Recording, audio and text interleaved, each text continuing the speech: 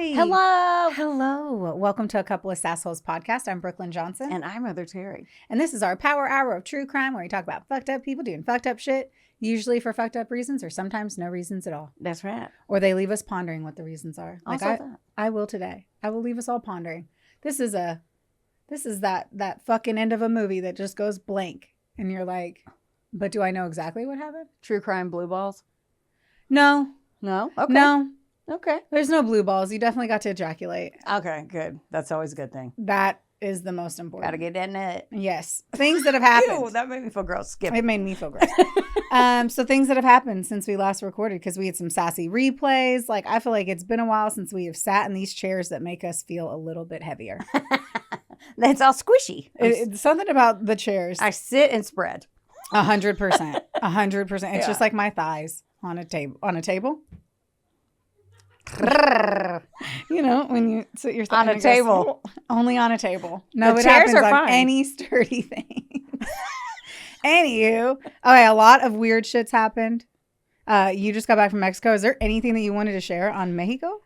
Just all the new listeners that I met down at the Riu, and I don't know how to pronounce the name of the hotel we're at. It was a Riu property in Cancun. All of them, they were great. There was like 20 of them. And they were like wearing the Sassholes stickers in the pool drunk. It was delightful. It's like they wore stickers in the pool. Uh-huh. I love it when people are dedicated. Oh yeah, they're like, "Do you have a podcast?" And I was like, "Drunk, here's a sticker," because it was all inclusive. So yeah, then they were like, "Boop boop boop." I'm happy to know that those stickers are not all inclusive. But I'm glad that there were 700 odd people in the pool in Mexico. Oh yeah. So other sad things that happened. So two hunters, elk hunters, went missing. That was one thing that like me and Travis were all over while Heather was gone, because they were at I wrote it down, the Rio Grande Forest, the Rio Grande National Forest. And they were on the ridge line that Travis and his son, Jaden, also elk hunted. And they were super capable boys. Like, you can tell that. And I say boys, they were men. Mm-hmm. They were both 25 years old. One of them was Andrew Porter and Ian Statsky. Ian was from Salt Lake City, Utah. Andrew was from Asheville, North Carolina. They were elk hunting in Colorado. They had their packs in the truck. They had, my first thought was whether or not they had satellite phones, which they did have satellite phones. They were tracking every location that they were going to, which is the same way that my husband and his son do it. And it's like, They were experienced. Yeah. Capable hunters. And when they went missing, we were pretty much like, we have to follow this so aggressively. Travis was trying to figure out where they were, like exactly based off of their last pings and longitude and latitude. And one of the first comments whenever they said they were missing was that somebody saw lightning on the ridge that day. And so Travis said that to me and I was like, okay. And he's like, babe, it means they were probably struck by lightning. I was like, wait, it happens like that easily? And he's like, yes, it does.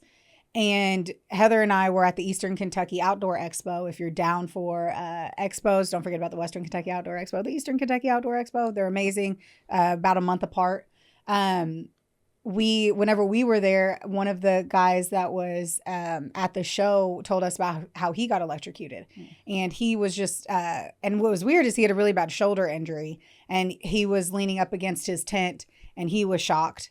He was electrocuted, and it broke all of the electrical devices that were on him or near him, but it mended his shoulder. Yeah. And he had full use of his shoulder again, which he didn't even realize until he was doing something. His friend was like, I've never seen you lift your arm up that much. And he was like, what do you mean?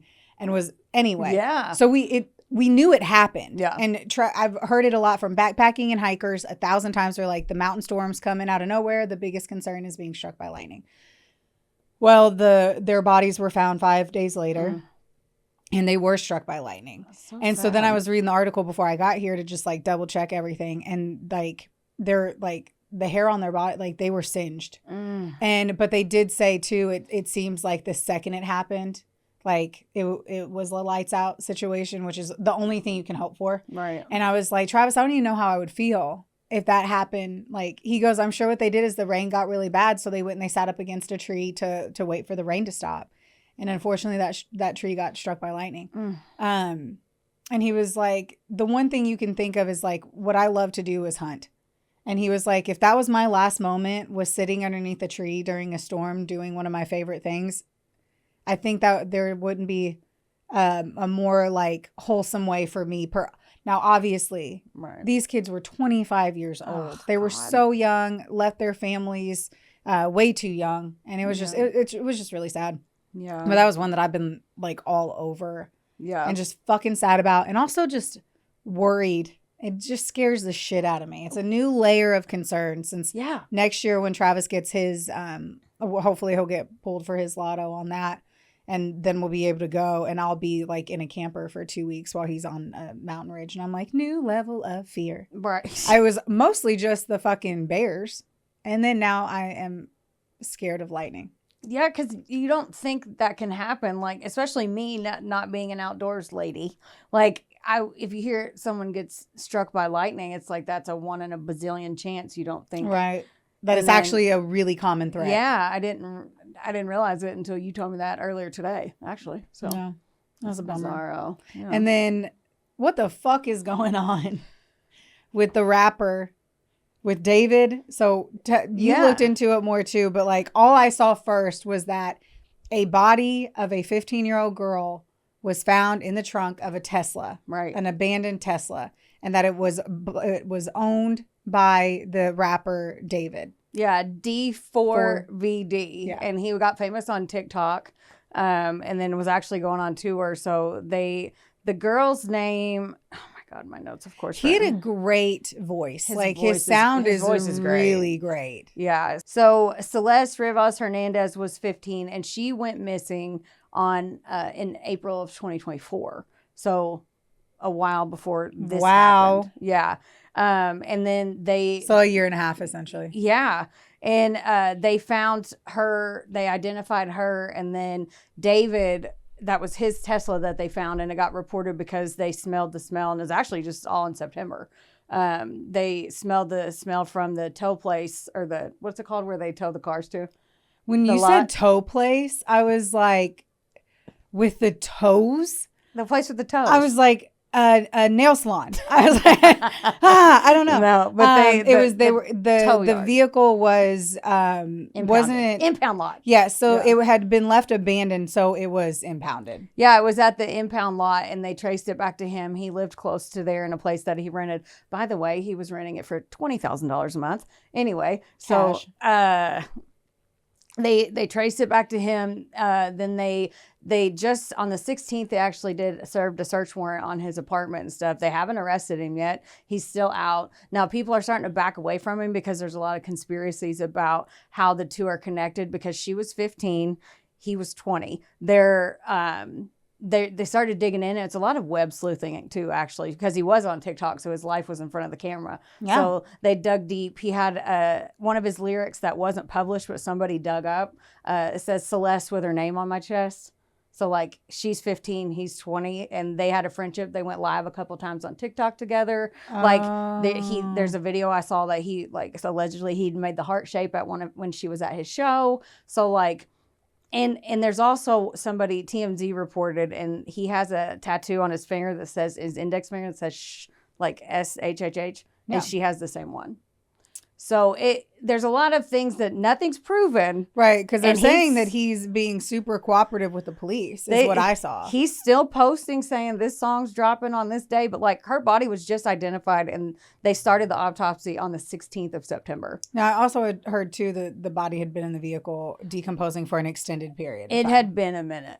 Yeah. But he's also known for his theatrics and his like morbid, like he was raised on gospel music. Then he went on YouTube and he was doing like video game stuff on YouTube, and he kept getting his videos taken down. So when he got older, he turned to TikTok and went viral on there. And one of his songs actually hit the Billboard Top 100, Homicide Romance is the name. So like his lyrics are very like, and then people are starting to, and I'm not saying that's how I feel, but like a lot of his lyrics are morbid. He brought out a coffin on stage one time. He had like blood on him. He like a lot of his stuff, and then people are looking at his lyrics and picking them apart and then going down rabbit holes like, well, he's literally been telling you guys he's wanted to kill people this whole time, because if you pick out lyrics and stuff, I don't know, but he's being cooperative. But he's also just sitting at, like, one of the guys was quoted in Vanity Fair just saying he's just sitting at home at his house playing Fortnite. Like, he canceled his tour. His company, they canceled the release of his stuff, even though he posted on TikTok today that he was releasing a new song. And then but like, his people are backing away from him. So, well, they have to. Yeah. Because the second that you start to stink, right, everybody runs away. Right. But like, why would he leave a decomposing body in a car registered to you? And it's here's the thing though. A Tesla has cameras all over it. Mm-hmm. It's like a right? robot. It's like a robot. So at the end of the day, like, I feel like we're going to know very quickly. Yeah. Because the cameras, Mm-hmm. like when you walk up to it, that's how we Right. can see every time somebody was keying a Tesla, Mm-hmm. because they have cameras. So to me, it's like the dumbest thing you could do is hide a dead body in a vehicle registered to you that happens to have Superman fucking cameras on it. Yeah. It makes no sense. So my first thought was like somebody close to him did it Mm-hmm. and they used his vehicle. Yeah. And someone else But now that we're saying this, I'm like, well, fuck. I know. And then somebody else was saying that one of his security team, and this is all allegedly, but it was printed in Vanity Fair, but allegedly that his security guard was basically letting him hang out with underage girls. And she was Allowing him. Yeah, Do like, we all forget who R. Kelly is? right. Like, I'm sorry. Yeah. 100%. Like, it doesn't So, matter. They yeah. that has been the fucking t-shirt they've been wearing for a long fucking time. Yeah, it's now, especially after like Me Too, you would think that it wouldn't be as that. Nope. But like, Famous people, I assume that there is still ecstasy and still drugs everywhere and roofies, and like, I assume all the worst. right. Well, they took all of his electronics, his computers and everything. So they took all that and they're going through all that now. But I bet they won't, because the reason why it got so popular is because his TikTok fame, and then people started seeing all this shit. And then they started digging into him. And then there was that song about Celeste with my name on, or her name on my chest, all that. So there's a lot of things. I'm interested to see how it plays out. I'm glad her family now has closure, because she was missing for so long. But it's also sad. Like, sad as fuck. So I hope they figure it out. And when they release the autopsy stuff, we'll have to talk about it again. Yeah, we'll keep you attuned. Let's talk about my story. Okay. Let's do it. State verse, I don't want to say because it'll give it away. Okay. Greenwich Times, Connecticut Post, News Times, and then Unusual Suspects, Season 4, Episode 8. Ooh. All right. So I'm going to talk to you about a guy named Joe Vulevic. Now, he's also known as Joe Vuli, and then I also saw him referenced as Zeph. So there What's you your have favorite? it. I don't know. I just call him Joe. I like Ziff. Cool. I just don't understand where Zeph came in, and it got very confusing at one point that I was like, who? When I was like trying to look it up and shit. Yeah. He was born in Montenegro, Albania, and he immigrated to the United States with his parents and 4 brothers and 2 sisters when he was young. What year was this? I have no fucking clue. You might have questions. I tell you, sit on your questions. You don't ask them. I might not have the answers. I'll sit in a chair, not a table. Yes. Yeah, just shh. So we're going to start about some information about the Albanian culture. Okay. Because I just feel like that's important. Let's do it. And I'm super familiar with it I mean, from all of my knowledge I of minored Albania. I minored in Albanian culture. That'd be really college. cool if you had. That would be cool. I'll fact check you. What was your degree in? Communications with the emphasis on PR and advertising. Heard. Yeah. So things that are important to them, besides, like, there's a ton of things that are important to them, but these were the top 5 that I grabbed whenever I Googled it. It's family, hospitality, protection of guests, and family connection. Food and shared meals are central to connection, which would explain why cooking was such a huge part of their family's lives whenever they immigrated here. And like, cooking was in their genes in a huge fucking way for the Vulevic family. And the shit came honest. So when they were younger, him and his siblings worked in their family's restaurants, and apparently that bred some serious restaurateurs. Restaurateurs. Yes.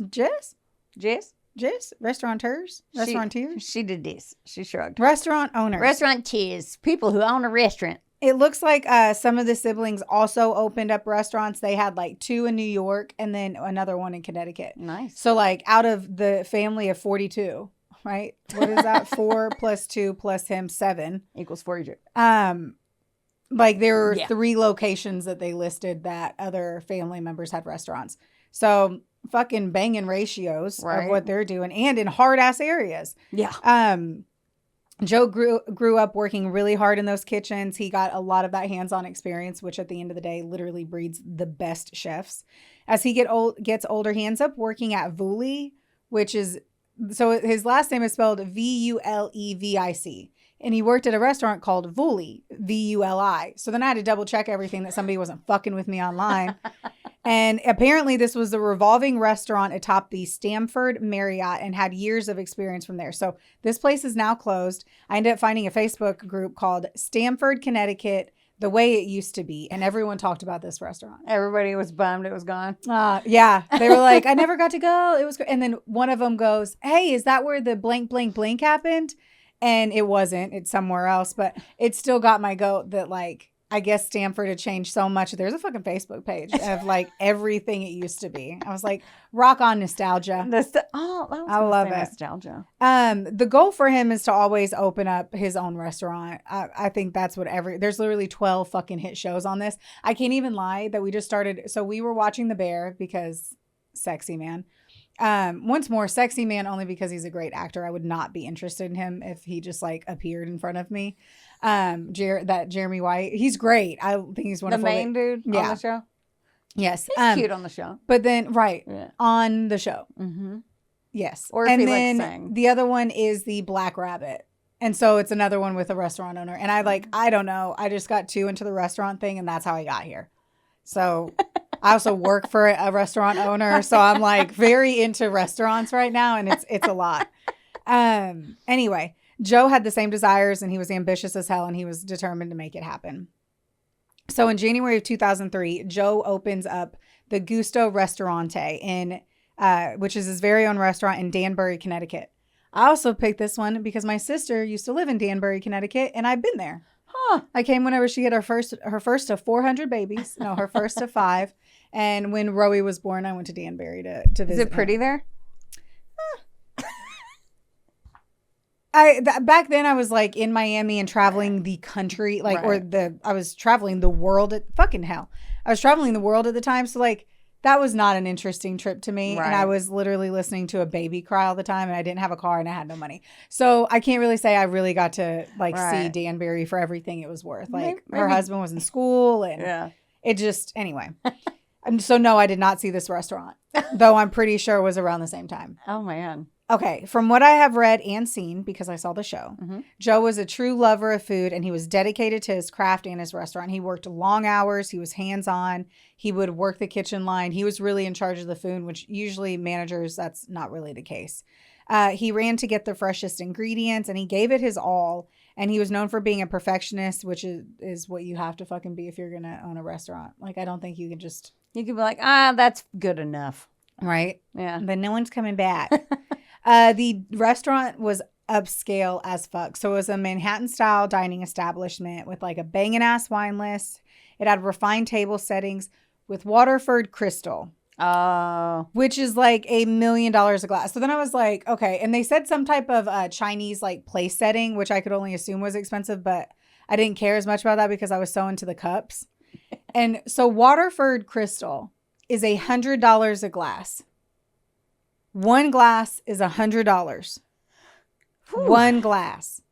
So to have that in a restaurant, shit. When glasses break so much, damn. I was just like, what's the cubic zirconia of Waterford? Like any, you can't tell the difference. You can't tell the difference. I'm not trying to say. Well, I'm gonna say you can't tell the difference because I'm not a fucking snob and I don't know it.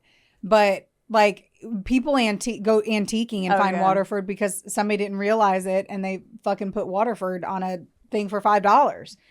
Anyway, I'm sure the breakage costs, like I can't fathom that shit. You break a glass, you're fired. 100%, and we take your check. Yeah. Golly. It had a great kickoff and he was known and referenced as a 5-star chef. Sounds like it. However, they want to give away those titles. Now, his career might have been taking off, but his family life is a little bit of a different story. He married a woman named Valbona, and they had 2 daughters together. For many years, it seemed to be a beautiful marriage, and his life was really adorable because they had a lot of videos of him with his daughters. Aww. He was a really great father. His daughter had talked about how they had a big like rock in their backyard that they would sit on and like look at the stars. And there were tons of videos of her like playing with him in the pools and vacations. And it just seemed like he was a really like active, fun dad. Right.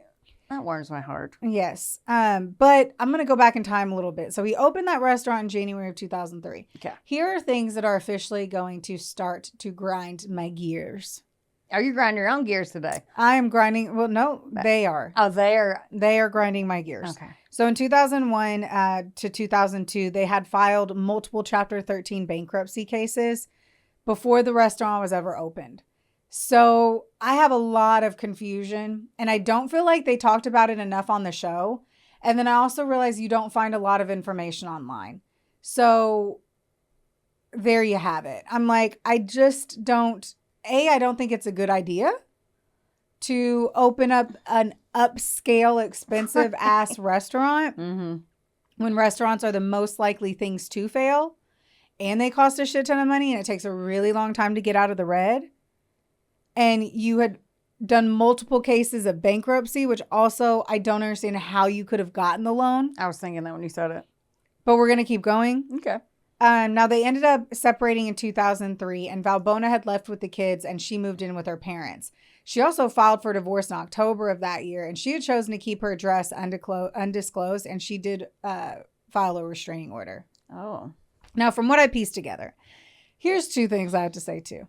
I read something online that made it seem like the show over-exaggerated, and then I went through the court transcripts, and I don't think the show over-exaggerated his behavior. So I feel like he was like obnoxious when he was drunk. Oh. So I'm not going to talk ill of him particularly, but I can say his behavior was belligerent at times. And so it kind of looked like he would get like either he did not want to get divorced at all. Yeah. He did not want to get divorced. That was apparent. Everyone said it. Those closest to him, yada, yada, he did not want to get divorced. Obviously, Valbona had her own reasons, and she doesn't like take to the limelight of this. And that she went back to her parents. She didn't go move in with a guy. So I'm not over here thinking that she had someone else on the side. That he had called over and over and over again. And that's why I think she like did the restraining order, because he just wouldn't fucking stop. Oh, he's like, I'm not giving up on this. Yeah, like You're my lady. I'll keep calling you. Yeah. Like, you know what? At the 99th call, I wasn't going to, but that 100th one, you're persistent. They say that you just have to keep trying. You know, you just keep going until you just make them literally despise you. Yeah, and then at your anniversary party, you get to tell how you guys reconnected, and it was like, well, after the 250th call, I was like, all right. It's like those funny ones from way back in the day whenever they're like, after the 12th proposal, when he proposed to me the 12th time, then I was like, this is it. This is it. He also, I mentioned like, it seems like he was a big drinker, though they didn't say any drinking had anything to do with like his work or anything like that. I think he probably had a sharp fucking tongue if I was going to guess. I did wonder that too, though, on like, I do wonder how he coped with like not being able to see his daughters. Yeah. And how that, like, if there was a restraining order, then he couldn't see the girls, and maybe he was calling over and over and over again to see and talk to his kids. Let's just say that really could have been it too. That could be another avenue. He was, it appeared he was a great father. Yeah. So he could have just been so obsessed with wanting to like see his kids, but yeah, that stuff can get dicey because you never know. You never know. Yeah. Now his main person, his business partner, his confidant, like his Bessie, was his nephew Marash Gojcaj. Now they lived together in Danbury. I read that they lived together in the show. It did not seem like they lived together. I need to be so honest here. There are like things that I read and things on the show, and this is what like fucks my brain up is whenever I see indiscrepancies between like articles from court and shows. Yeah. You know, I'm like, ooh, who said that? How did this make it on the TV? Like, Yeah. that's not what I saw. And the good thing is that we check, and then some people just ignore the beginning where it's like some things have changed for dramatic effect or whatever, that little disclaimer at the beginning. But we actually like look at the court documents. You're like, well. And I could have missed it too. Like in this show, they said at one point that Marash went back to his apartment. They never said his apartment with his uncle. Right. So yeah, whatever. That could have been me missing it too. But anyway, they were in the restaurant business together. Again, the big thing about the Albanian culture was how important family was. Right. Like, I need to say that family was everything in their culture, which is not the same in the American culture. Right. Because we're over here like, family's what you make it. Now, with the restaurant opening, it looked like things were going to go well. And for a while, it did. Mm-hmm. But within the same year, this thing started to flounder. They were struggling financially. Obviously, they had debts that were unpaid. Yeah. Because you weren't going to, this wasn't flipping a house. And there wasn't a big windfall of cash coming through. Right. Vendors are pressing him for payment. It's crushing him. Around this time, he's 41. Okay. And Marash is in his early 30s, just for reference too. So not a big difference as you a 10, 11 years versus fucking. It's not like my great uncle. It's not like my uncle. My uncle is 50, 60, 55, 60, maybe 62. I don't know. He looks great for his age. Hi, Uncle Rob.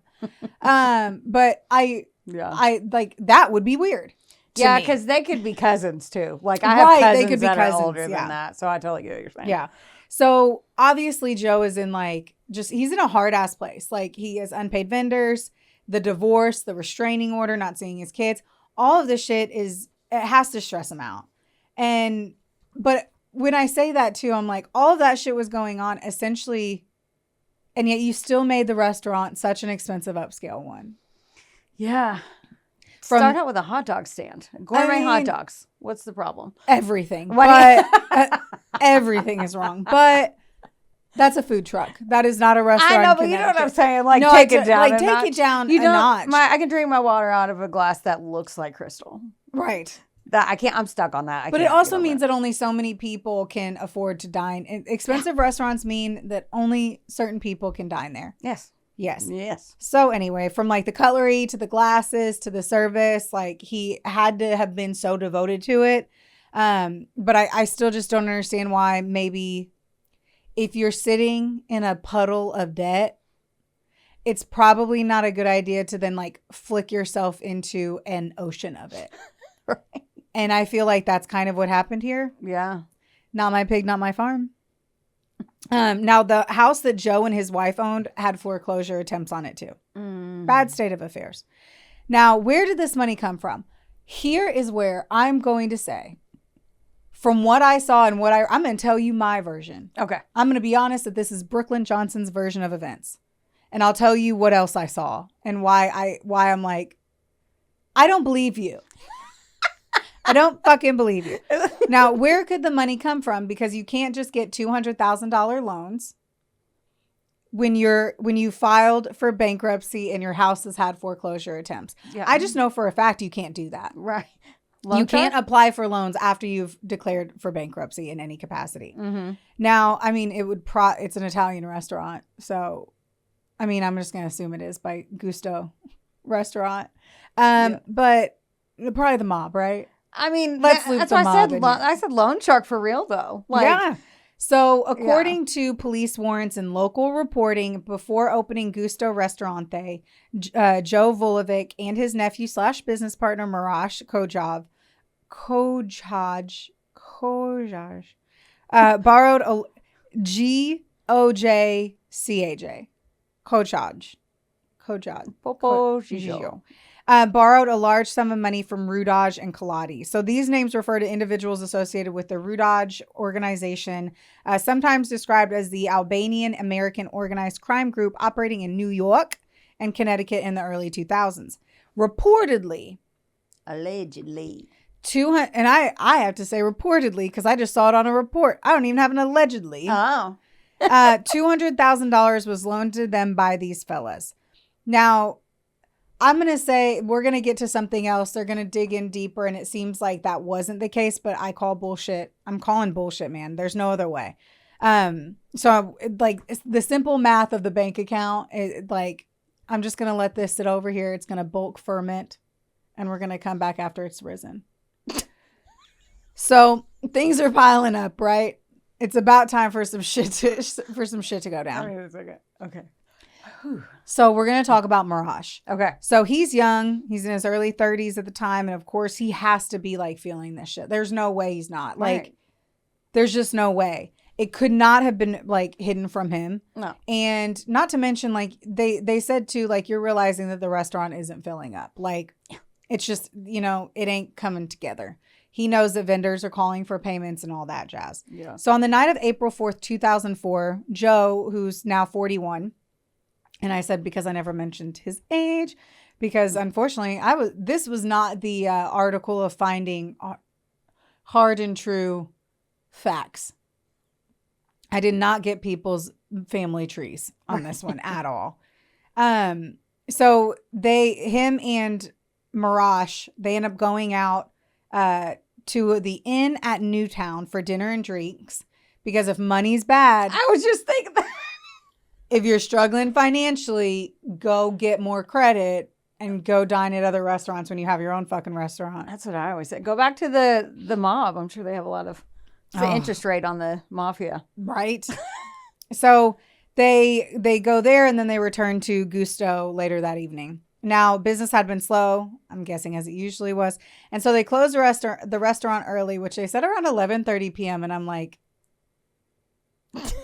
different definitions of early. Closed it. What the hell time did it close? Right? I'm like, shit. The cops get called at one point because the complainant, who was a former Gusto employee, told the officers that Joe had chased him and his girlfriend into their apartment building across the street from the restaurant, and Marash had broken a window. What the fuck? So I'm going to tell you everything, and then I'm going to tell you what the show said happened. Okay. So what I'm telling you right now is from an article, one of the articles that I referenced before. Okay. Marash claimed that the former employee walked into the restaurant and shouted disparaging comments about the food, an allegation that the man denied. Also, who fucking cares if the restaurant was closed? Your food sucks. Your food sucks. Well, you don't work here anymore, so can you shut the fuck up? Thanks. I'd be like, I'm drunk as shit. Yeah. I do have to let you know that they're drunk as shit. Yeah. Like, I need everyone to be like, I'm shithoused when this is happening at this point. I'm hammered. Stop yelling at me. Go home. Marash was contrite and cooperative. Joe was not. Georgoulis, that was the old coworker. His fucking name is spelled his last name, Georgoulis. It's like, Gorglios? oh, I like that. Let's do that. Let's go. So he said that Joe was interrupting, making threats, and trying to goad him into a fight as the officer was speaking to Marash. Oh. So Joe was a cunt. Like, in this moment, I got to let you know, like, that Joe was being a dick. Joe was being drunk? Super drunk and angry. Yeah. So despite the repeated provocations, say that last name again. Gorglios. He exercised his discretion and he chose not to arrest either man. And after Kojov said that both he and his uncle were upset because his dad died. So Marash's dad had died, which was Joe's brother. Yeah. So that's why they went out drinking. That's why they went to dinner. So like, it was like, dude, we're just upset. We're so sad. We're drunk. Like, my fucking bad. Their emotions it was an Very emotional high. roller coaster. And he's like, dude, I'm not going to press any charges, even though you're fucking psychopaths. Yeah. Because that is very, very crazy. So on the show, they say, like, they show it as it's Joe and Marash and like another unidentified cousin, I'm sure. Ripping cigs, drinking. Yeah. Talk about the good old days. And the two dudes, and George is who I'm going to call him now. George and his wife, not his girlfriend, were walking quietly on the front path in front of the restaurant. Okay. And Joe just like flings himself after him. He's like, I am barely standing up and yelling at you. And the other guy's like, what is going on? Like, not that they Yeah. Like, it was today when I was going back through and like rereading and making sure my shit flowed. Yeah. That I I looked into another article to try to find out what happened. Yeah. And that's where I'm like, Marash broke a window and he chased him into an apartment across the street. And you're like, what the fuck? But it like the cops were called. So we have a record of everything. Yeah. Shit. And so then, supposedly, it was just all bizarre and very extreme. So then George ends up like, or actually, I'm sorry, Joe is like screaming at the cops as he's like, the cops are driving off, like just being once more belligerent. Right. This is the drinking game. Everyone drink when you hear belligerent. Screaming at the cops, and the other guy brandishes, like, George holds out his taser and he's like, go inside. Like, get the fuck in the house. Like, get in the restaurant. Joe went back into the restaurant. And so I didn't see this in anything that I read, but in the show, they say that like Joe is like literally smashed and he starts breaking shit in the restaurant. So he's like throwing chairs over the place. He's breaking plates. What? Throwing and a it's tantrum? like, yes. And you're throwing like that in Joe's, like it just came to a head. Mm-hmm. His brother died. All of this shit happened. And he is just like, yeah, crazy. You said he already had a like pattern of being a little wild when he was drunk. Yeah, I mean, So, maybe. Perfect storm. Allegedly. And so reportedly around midnight or shortly after, another witness saw something far more troubling. So this one witness says that she saw Joe try to get out of the restaurant and he was being pulled back inside by someone else. And that like, this was weird too, because it was when they did it on the remake of the show, you try not to like laugh thinking they're like being dumb in the remake, and because this is a horrific, I cannot wait to tell you more. But like he was on all fours and I was like, that's so bizarre, why would he be on all fours? But when I went back through and read more court documents, it says that he was seen twice trying to get out of the restaurant on all fours, like clawing himself out. Oh. And that someone ripped him back in. Now, when this happened, the witness does not say who.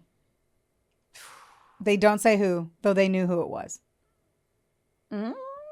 So, Joe ended up, he failed to come home.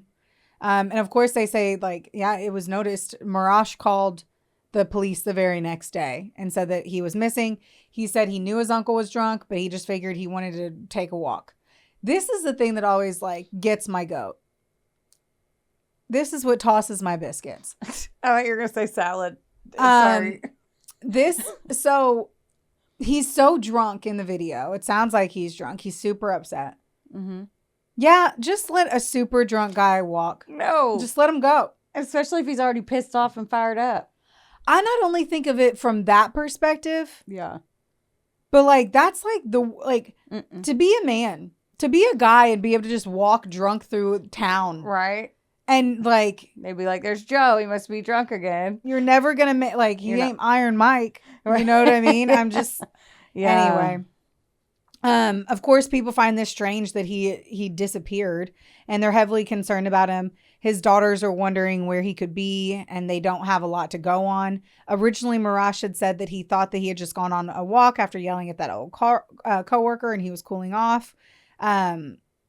But I will say too, I go once more, the person on that remake was like barely able to stand up. So it's like, why would, and you're like, all because a coworker said your food sucks. It just that's weird. It seems so bizarre. Mm-hmm. We're going to fast forward to about 3 weeks later on April 24th of 2004, and volunteers are participating in an Earth Day cleanup in Bedford, New York. Mm-hmm. They discover trash bags in the woods. Oh no. And they open them and it's a fucking nightmare. It's human remains. Oh no. So once the investigators get their hands on the remains, they were able to conclude that it was indeed Joe Vulevic and that he had been shot twice in the back of the head. His body was then dismembered and cut into 7 pieces and then eventually placed in plastic bags and thrown on the side of the road. Oh God. another thing that I just don't feel like they like. I don't know what to say on this one because they show the way the video of it. It seems like it was like Rudy fucking Mines. You know what I mean? Like a hiking area. Yeah. But there was a ton of trash, and I'm like, golly, but it is New York. I know they don't care about getting their trash into the trash receptacles, but it was just like, what a horrible fucking like. I would never be able to, or I would never celebrate Earth Day again, which we should celebrate Earth Day a little bit harder. Let's do anyway. it. Early in the investigation, what do you think they thought happened? Dismembered body, shot twice in the head, execution style. The mob, man. Yeah, and they came for their money. They were like, it's organized crime. So Joe and Marash had reportedly borrowed money before opening Gusto, and some thought it was a mob hit. Now, the detectives and even the FBI considered the theory, but wiretaps were from unrelated mob investigations showed no links to Joe. His estranged wife went as far as to call the mob theory bogus. Oh. Okay. Okay. That is all I see when I was reading. Okay. In the show, they're like, let's go talk to the Albanian crime boss. So in the remake, oh God. Joe is eating dinner, eating with these guys. And he's like, are you fucking deaf? I said, I can't pay you back. Like that would happen. Like that would fucking, that's not how mob shit works. And so they like that kind of shit made me think like, that made Joe come off like an asshole. Right. Like a stupid fucking asshole. Yeah. And I'm like, I didn't read any of that. Yeah. I just need to say that. Like, they made it seem like he was just a fucking belligerent asshole idiot. And like he was just trying to you would never tell a crime boss, fuck you. Can you not fucking hear me? I'm not paying you back the money I owe you. Even if you asked me back for $20, I wouldn't be like, I'm not fucking paying you. Right. Fuck you. Like you would, and I know you're not going to cut my head off. So like that's part of that disclaimer. Yes. Because it would be boring if he was like, I don't have it. Like, well, it's every fucking show we ever see. Yeah. And like, sir, I don't have the money. Mobland. Let's talk about it. Like we can really unpack the whole that. But they go talk to the Albanian crime boss in the remake. Okay. And these are the other cops. Like these are cops talking about what like, so I do believe this happened. They just didn't put it into other articles that I read. And by the way, all the mob hit guys have those ridiculous hats. Which hats? Not witch hats. No. I'm done. Like almost fedora-y. Yeah. Yeah, but like stupider. How? Wait. Like thinner rim. Oh. Fedora top, thin rim.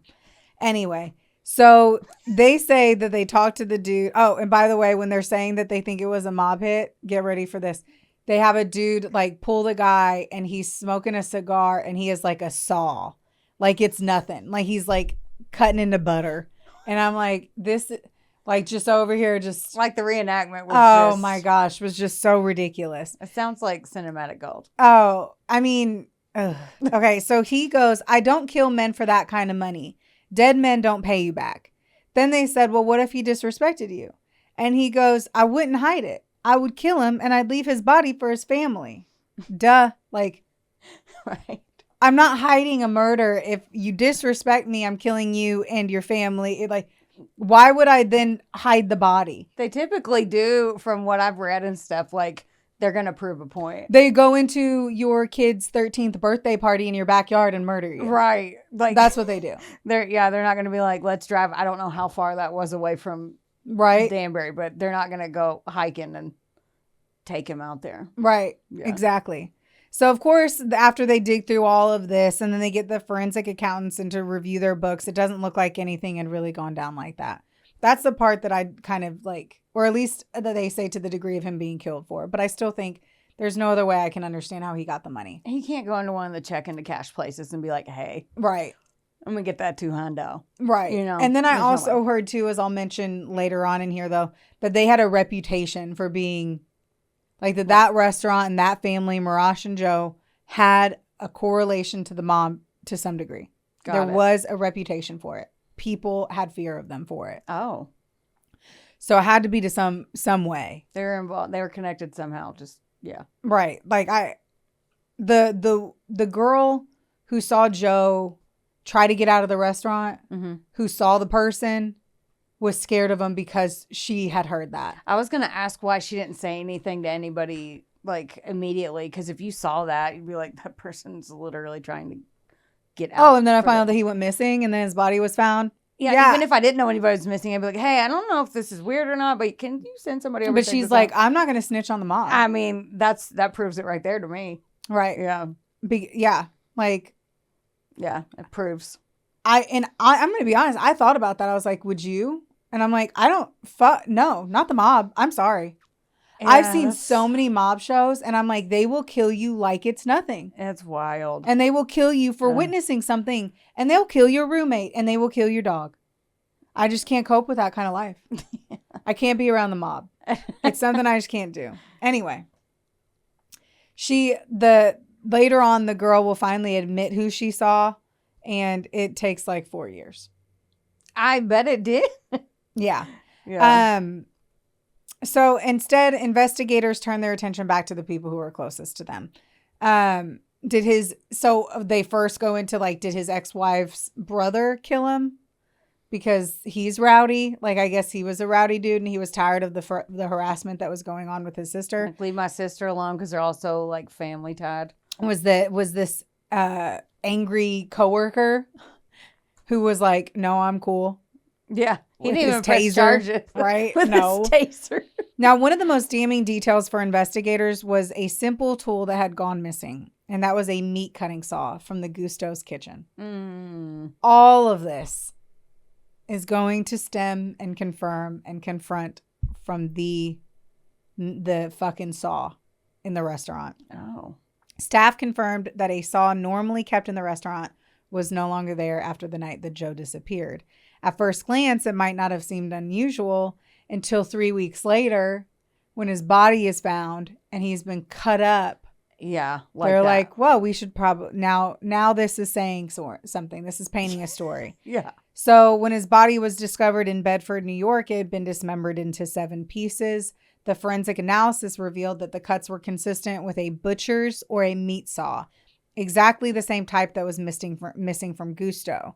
Now, the investigators didn't recover the actual saw, but the absence itself became a powerful piece of circumstantial evidence. Yeah. Now, what I did find, too, is number one, the prosecutors argued that this wasn't just a coincidence, that the restaurant where Joe and Marash had spent the last night had the exact type of tool needed to carry out the dismemberment, and suddenly it was gone. Toolmark experts testified that the cut patterns on the bones were consistent with a serrated saw of the kind used in the commercial kitchens. They also went to the person who had sold them the saw. Oh. So the manufacturer of the saw, they're like, yes, we did sell them this type of saw. And like they had gone. Yeah. The saw was like a big fucking piece to this puzzle. Yeah. They dove in and did their homework. So their even though they didn't have the quote unquote smoking gun, they had all the bullets for it. They had the, yes. Yeah. Yes. And another thing too was there was suspicious cleaning activity at the restaurant. Oh. So what's always interesting is when you get new carpet. They got new carpet. Keep in mind this restaurant was a year old. And they didn't have any money. And they had no money. Yeah. So the cops go in after Joe ends up missing. Oh. New carpet. Well, what the fuck? Shady biz. So they go to where the new carpet came from. Mm-hmm. And they go and find the carpet that they had removed from the restaurant. Oh. And found a huge portion of the carpet missing. So they had, obviously blood was on the carpet. Yeah. He cut up the blood part of the carpet and then came in and had a company come in and put new carpet down.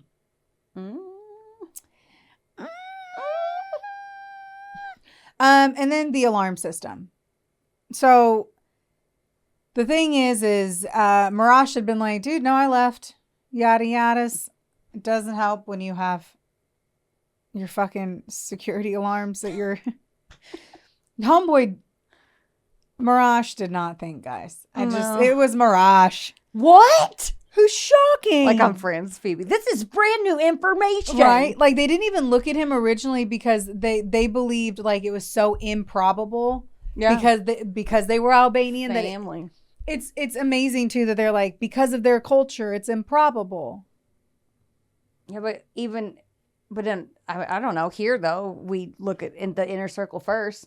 What's Right. everybody say? True crime. The husband did it. Right. Doesn't It's matter just- if they yeah. really loved each other. Like, Will really loves me, but if I turned up missing, they're going to look right at his ass first, regardless. So That is terrible seltzer water. This, I'm like, let me just take a little hit. That is not good. it's So, it's seltzer water. I'm sorry to say, it's the Kroger sparkling it's a water. mojito. It's the mojito flavor one. And Jess is like, do you like mojitos? I was like, yeah. And she's like, you like seltzer water? I'm like, it's all I drink. And she hands it to me and she's like, can you try it? And I'm like, it's like that you literally just, as I explained, like put mint on your mouth and was like, it's not right. It's a mojito. But I'm going to drink it. It's a mojito. No, I agree. Oh my God. I agree. I had to. I couldn't help it. Do do do do do do do do do. All right.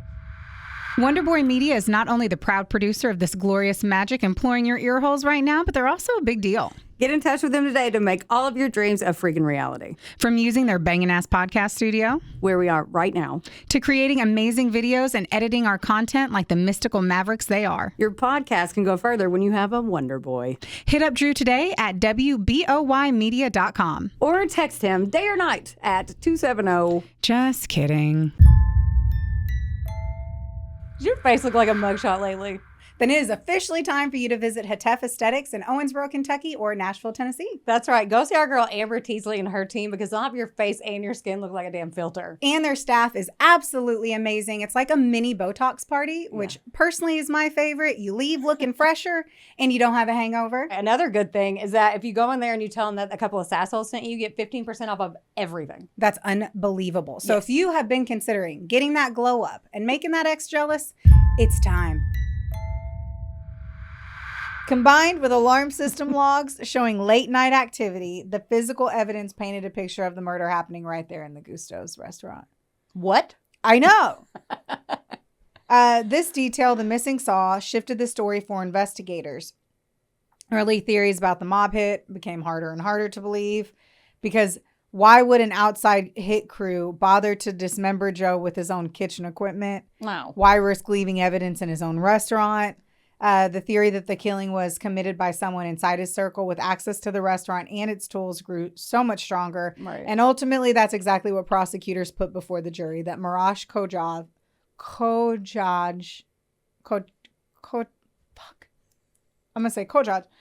his own nephew and partner had killed him. That's so sad. And then he used the very instruments of their livelihood to cover it up. Other things that helped was that Marash was saying that he had left at certain times.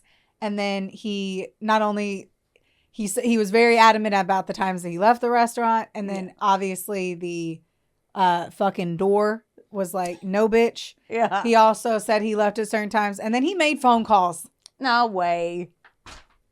Wait, He what made year is phone this? calls. 2004. Okay. So We knew. Yeah. We knew. This was almost by the call after 9. Call me back after 9 cell phone minute time. You know what? You say that, and I was like, I was in high school. So I'm like, we knew. I don't know that I knew as a high schooler that that was the case. I graduated in 2004, so yeah. Yeah. So he was making phone calls, and it was pinging off throughout the city, perhaps close to where the body was dropped off. Probably who the fuck are you calling? Yeah. Who's he calling? Who are you calling? I don't understand. For something that didn't seem to have needed it to take 4 years, it took 4 years. 4 years. I don't know why. Were they I scared cannot because they explain didn't why. have the No. saw?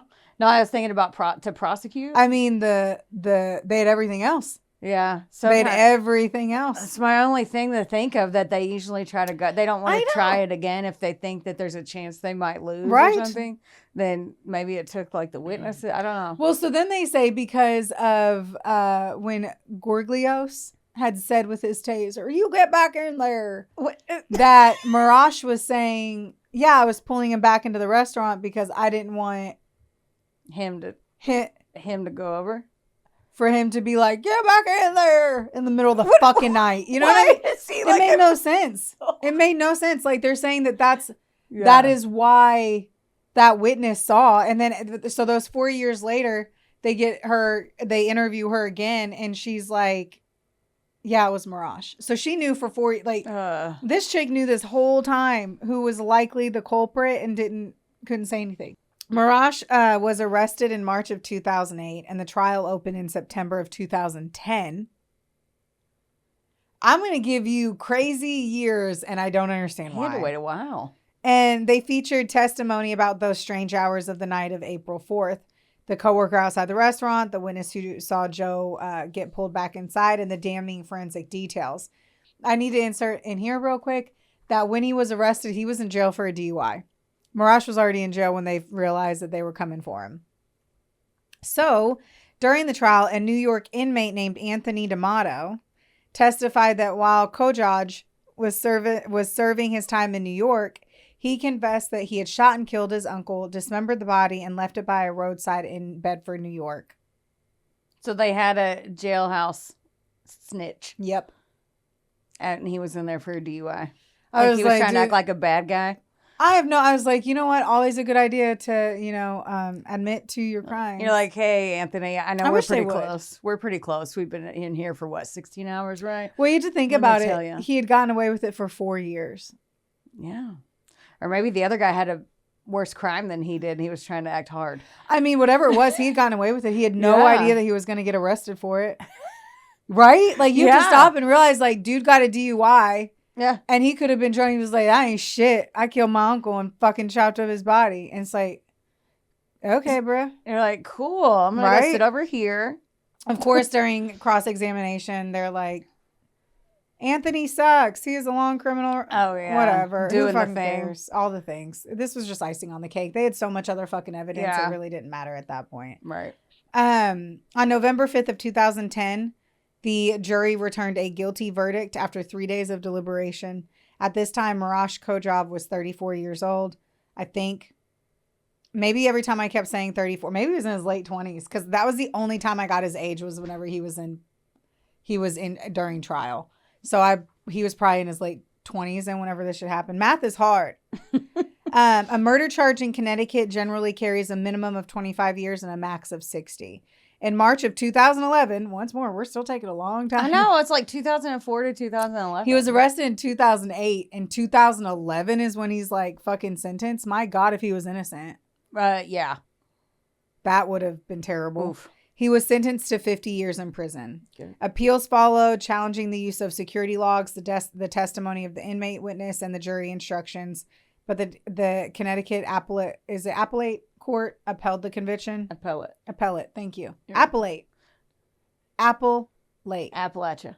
Appellate. They upheld the conviction. So here's the tragic timeline to make sure that you get that. I say April 5th. Dude, this was after midnight. So April 4th, 5th, 2004 is the night that Joe went missing. April 24th is the day his remains were discovered. 2008 is when his nephew was charged. 2010 is when the guilty verdict was delivered. And 2011 is when he got the 50-year sentence. He began, he didn't begin anywhere. What began with dinner and drinks between an uncle and a nephew ended up in a killing inside of their own restaurant. It's so sad. And sadly, the courtroom reckoning, that was 6 years later. When his sentence was handed down to him, the family was stoic, and so was he. Note that the family is Joe's family, too. Yeah, that I was wondering about if they're taking sides or forgiveness and all that. I'm always interested to see, like, I don't know. because because their family's so big, we would have to do a whole separate ancestry.com version of who and what, you know what I mean? But Yeah. you think about that, like who sat behind who and all that. I don't know. It's just interesting. I mean, and it was so many years later too. Like the fact that not so many, but it was still it was 4 years later before like shit really like came to fruition there. Mm-hmm. So what was the motive? You said they were business partners. Yeah, Was it money? there was never a clearly defined reason. This This is where the blue balls came into me. So they're like, okay, firstly, if Marash went into business with somebody who had, here's what I want to know. Were the loans in Marash's name? Were they in both of their names? Did Marash know that his uncle had filed for bankruptcy before going into business with him, which means that unless he just stumbled into hard times, he made poor financial choices. Like it's a choice to go bankrupt unless like your business was pulled out. Like you have to accumulate a ton of debt. I understand. I say that and I'm like, dude, there's so many ways you could fucking have to declare bankruptcy. Both of you losing your job, a family member dying. Like, there's a lot of bad ways that can kind of pan out. But then you usually don't open a restaurant. Yeah. So the other thought is that, like, they were that it wasn't planned. Just happened. That it just happened. That he was drunk. His uncle, even though he was once more he broke the window of home. I don't fucking get that part. But like, supposedly he wasn't all worked up, and he was he was pretty chill. His uncle was the one that was like going crazy. So I don't know if it was just like he lost his shit. His dad had died. Mm-hmm. His uncle's being a belligerent asshole to an old right. He's acting crazy. Like, he comes back into the restaurant and he's breaking expensive things that they don't have money for. Yeah. It could have all come to a head, like, and I'm not victim blaming, but I'm just saying, who knows?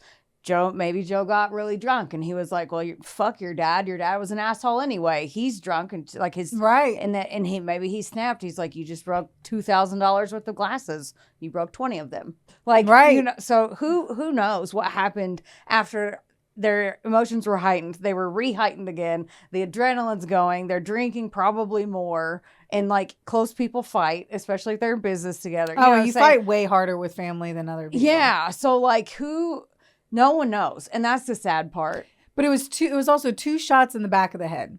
That's the part I was going to ask about. Because like, that's what they thought was first a mob hit, right? Like, he had said something smart, and then the dude went to the restroom, came back, shot him in the head. Yeah. In the like remake of it, they show them getting into a fight because Joe is like pushing Marash and shit.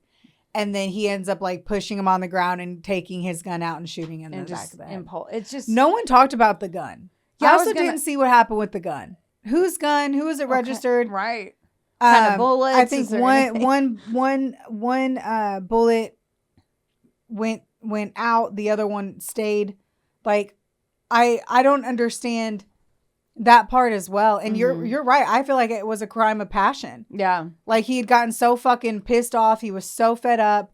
Like, that's all I can think. Like, but his stoicism in it, and like, I don't understand either that it didn't seem like there was any remorse. Yeah, I was gonna ask. And if they were so close, wouldn't you be like torn the fuck up, crying about it? Yeah. So upset. Like, it also seems like he was a fucking conniving dude in itself. Yeah. I don't.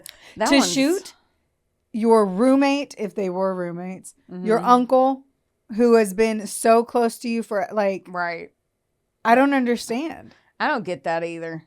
I don't either. If you're real mad, if they were drunk, wild guys punch each other in the face and then walk away or something. You know what I mean? You just hit. Yeah. Not condoning violence, but like you just punch hit him in the fucking mouth. You could sell your side of the restaurant out, which would be worth $0.99.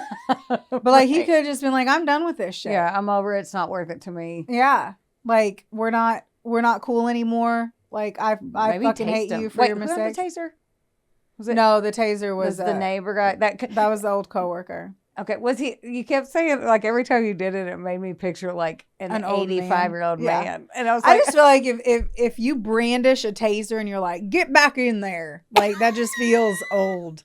And the dude was young, like, in the whole replay of it, like, the dude was like young. Our age right now. See, fucking 5 years younger than us. It's just I just can't fathom being like, don't let him get out of the restaurant. Like, it just seems so. Get back in your. Said brandish like it's a cattle prod. Yes. Now, from a News Times article, it looks like the restaurant is now called Toscano. So I'm like floored that like someone bought it. They bought them out. They bought it. They didn't buy them out. Buying them out implies that they bought that this was Gusto Restaurante, right? But no, 100%. Like, somebody bought the. I don't know. I'm like, dude, if there was a violent death by a family member, a business partner to business partner in a restaurant in the middle of the night in a traumatic way, I don't think I'm buying that specific building. Would you? Unless I turned it into a haunted. That's what I was thinking. Haunted restaurant. Yeah, I like them ghosties, so I don't know. Maybe, but I feel you'd have to like sage the fuck. But then I also feel like it's not okay to do it unless it's like, I don't know. I'm not trying to be unless this you person, pay but like it's like, homage to them. well, it has to be like an old, like, I don't know. I struggle with that stuff unless it's old, like the Bell Witch. That was so long ago. So yeah, go ahead and have tours and do Got all it. of that. But like a 2004 murder of a nephew and an uncle, it's like that seems like that's in bad taste. That's a little exploitation. It can toe the line of exploitation. Which is I feel damn like- near anything anymore. Yeah, but I feel like you can look at it that way for sure. Yeah. So, I don't know. That's the sad story of Joe Vulevic being shot by his nephew Marash Gojcaj. that's so uncalled for. I just feel like, none of them are. It is super but uncalled You know what I for. mean? Like, it's just so, like, no, you didn't need to do that. Right. It's so fucking rude Like and mean I watched and the whole terrible. thing. And like I decided I was doing this either way because I was just like restaurant owners is like all over shows right now, and it was just on my mind. Yeah, And so I was like, I'm going to do this either way. right. And I felt like they held on so hard to them being Albanian and acting like their culture would prevent them from murdering each other. But then there's Albanian crime bosses that are involved in the storyline. Yeah. And you're just like, oh, what? Yeah. I guess the Albanian crime bosses only murder outside of their family I know, tree. but aren't they all family? That's what the mob is. Like, I don't know. I don't know. I don't either. understand. I don't know. Jason, do we? It was just, I don't know. It was a bummer one because it really Yeah. did just seem like Marash, like, I don't get it. I don't understand it. I don't know not- why you did it, dude. Yeah. No. Mm-mm. Uh-uh. Mm-mm. Well, there you have it. There you do have it. That was my story. That was- That's all I got. I got nothing else for you. yeah. Well, now I'm going to have to go look at, are there pictures of the restaurant online? Like, I want to see the inside of it. Like now, Yes. then and now. Yes. Oh, yeah. I will make sure I have a note to send all my photos to G's. To To G's. G's. And so I'll make sure to send those. Yeah. Wow. Mm. Well, don't forget. Right. I thought you were going to do it. Oh, okay. Don't forget, rate, review, subscribe, do all the things. It helps us out and it's free. So why not? Do Yeah. it. Tell your friends. Tell your mom if she's cool. Yeah. Please do. We love you guys so much. We sure do. Don't forget, don't get mad. Get sassy. We love you, bye. We love you, me. This episode was sponsored, edited, and produced by Wonderboy Media. Get the deets at WBOYmedia.com to see how you can make your podcast dreams a reality. Help us out and be sure to rate, review, and subscribe wherever you listen to our audio project. Don't forget, follow us on Facebook, Instagram, and TikTok at, of course, a couple of Sassholes. Want more sass? Become a member of our Patreon for bonus content, merch, and more. Plus, we're on Cameo now, so there's even more ways to get the sass you need just how you like it. As always, don't get mad. Get sassy. Theodore, can I pet that dog?